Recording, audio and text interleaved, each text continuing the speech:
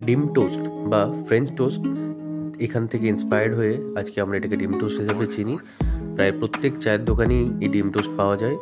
কাজের ফাঁকে বা জার্নির সূত্রে হলেও আপনারা একবার হলেও এটা খেয়ে থেকেছেন। আজকে বাড়িতে কী করে এটা ইজিলি বানিয়ে নিতে পারি একটা সুন্দর ব্রেকফাস্ট হিসেবে সেটাই দেখাচ্ছি। বাড়িতে রাখা একটু পেঁয়াজ আর একটা লঙ্কাকে আমরা ভালো করে এখানে চপ করে নিচ্ছি। চপ করে রাখার সাথে সাথেই আমরা একটা ডিম নিয়েছি। এই ডিমটা ভালো করে আমরা ফেটে তার মধ্যে পেঁয়াজ আর লঙ্কাটা দিয়ে এটা মিক্স করে নেব। ডিমে পরিমাণ মতো লবণ অবশ্যই দিয়ে দেবেন। তারপর আমি যেহেতু স্ট্রিট ফুড স্টাইলে করতে চাইছি তার জন্য আমি এখানে এই 10 টাকার পান পাওগুলো নিয়েছি। এটা আপনি যে কোনো মুদিখানা দোকানে পেয়ে যাবেন।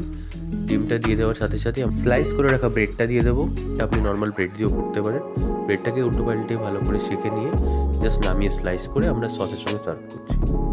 খুব ইজি রেসিপি, 1 থেকে 2 মিনিট আপনি বাড়িতে অনায়াসে বানিয়ে নিতে পারেন। ভিডিওটি ভালো লাগলে লাইক এবং সাবস্ক্রাইব অবশ্যই করবেন। ধন্যবাদ।